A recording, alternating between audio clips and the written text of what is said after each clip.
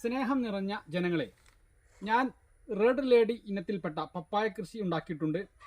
കഴിഞ്ഞ വേനൽക്ക് അഥവാ മാർച്ച് മാസത്തിലാണ് ഇത് തൈ നട്ടത്. മുണ്ടേരി വിത്ത് ഫാമിൽ നിന്ന് കൊണ്ടുവന്ന തൈകളാണ്. ഒരു തൈന് 40 രൂപ എനിക്ക് വില വന്നിട്ടുണ്ട്.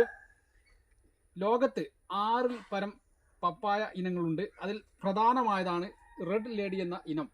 ഇതിൻ്റെ പ്രത്യേകത 1 മീറ്റർ ഹൈറ്റ് ആകുമ്പോൾ തന്നെ കായ്ക്കും. നല്ല ഉരുണ്ട കായാണ്. അതേപോലെ തന്നെ നമുക്ക് വളമിട്ടാൽ കൂടുതൽ പ്രോഫിറ്റ് ഇതിൽ നിന്ന് കിട്ടും. വളരെ നല്ല മധുരമുള്ള, അതേപോലെ തന്നെ പെട്ടെന്ന് കേട് വരില്ല. അതാണ് ഇതിൻ്റെ പ്രത്യേകത.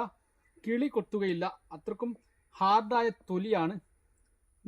പഴുത്തു കഴിഞ്ഞാൽ ഒരു എല്ലാ ഫ്രൂട്ട്സിനും പോലെ ഇതുപോലെ ചുവപ്പ് ഒരു മഞ്ഞ കളർ വരും. വളരെ നല്ലതാണ്. ഇതിന് ഞാൻ വളമാണ് ചേർത്തത്. ജൈവവളം എന്ന് പറഞ്ഞാൽ കാടക്കാട്ടമാണ് ചേർത്തത്. ഇത് വളം ചെയ്യുന്ന സമയത്ത് ഒരിക്കലും ഇതിൻ്റെ അടുപ്പിച്ച് വളം ചെയ്യരുത്. കുറച്ച് വിട്ട് ചെയ്യണം.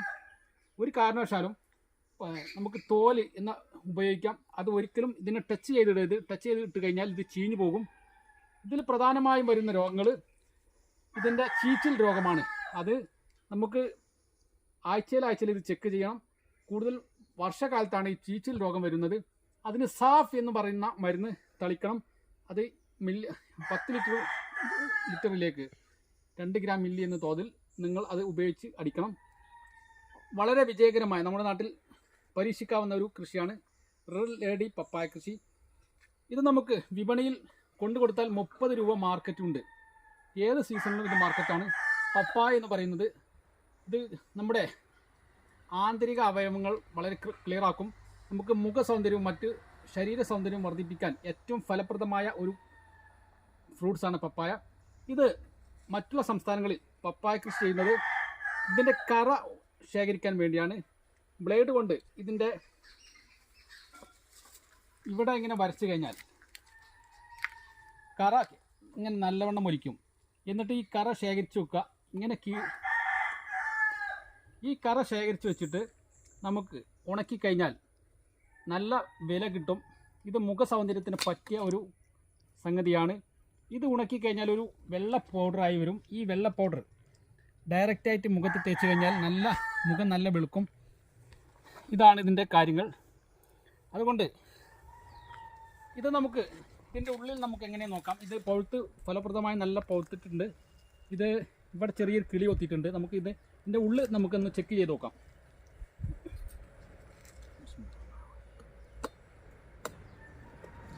ഇതാണ് ഇതിൻ്റെ കളർ. ഇതൊരു 3 കിലോ വരെ വെയിറ്റ് ഉണ്ട്. നല്ല വെയിറ്റ് ഉണ്ടാകുന്ന ഒരു ഇനമാണിത്. ഇതാണ് കിളി കൊത്തിയത്. നമുക്കിതിൻ്റെ ഉള്ളിൽ ഒന്ന് പരീക്ഷിച്ച് നോക്കാം.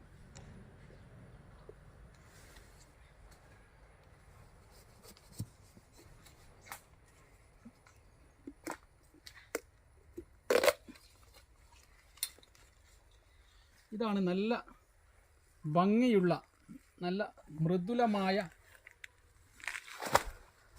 ഒന്നാകുന്നു ഈ റെഡ് ലേഡി പപ്പായ. ഇതിൻ്റെ ഉള്ളിൽ നിന്നുള്ള ഈ വിത്ത് ഉപയോഗിച്ച് നമുക്ക് ഒരിക്കലും തൈ ഉണ്ടാക്കാൻ പറ്റുകയില്ല. ഇത് ഹൈബ്രിഡ് വിത്ത് തന്നെ വേണം. ഹൈബ്രിഡ് തൈ ഹൈബ്രിഡ് വിത്തിൽ നിന്ന് മാത്രമേ ഹൈബ്രിഡ് തൈ ഉണ്ടാവുകയുള്ളൂ. ഒരിക്കലും ഈ മാതൃവൃക്ഷത്തിൻ്റെ വിത്ത് ഉപയോഗിച്ചാൽ ആ വിത്ത് നമുക്ക് തൈയാക്കി മാറ്റി കുഴിച്ചിട്ട് കഴിഞ്ഞാൽ ഇതിൻ്റെ ഗുണം കിട്ടണമെന്നില്ല. ഇതൊരു 75% മാത്രമേ ഇത് പഴുത്തിട്ടുള്ളൂ. ഇത് ഇനിയും പോക്കാനുണ്ട്. നിങ്ങളുടെ മുമ്പിൽ വീഡിയോയ്ക്ക് വേണ്ടി മാത്രമാണ് ഇത് ഞാൻ കട്ട് ചെയ്തത്.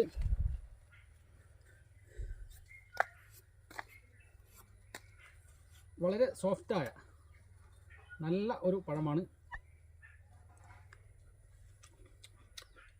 നല്ല മധുരമാണ്. നല്ല ടേസ്റ്റാണ്. ഏതൊരു ഖനിയും അഥവാ ഏതൊരു പഴവും അതിമധുരം ഉണ്ടാവൽ ആ മാതൃവൃക്ഷത്തിൻ്റെ ഏത് സംഗതിയാണോ ഉള്ളത് അതിന്മേൽ നിന്നും പഴുക്കണം. പൂർണ്ണമായ അതിന്മേൽ നിന്നും പഴുത്തെങ്കിൽ മാത്രമേ ഇതിൻ്റെ പൂർണ്ണ മധുരം കിട്ടുകയുള്ളൂ. ഇനി നമുക്ക് ഇതൊക്കെ അതിൽപ്പെട്ടതാണ്.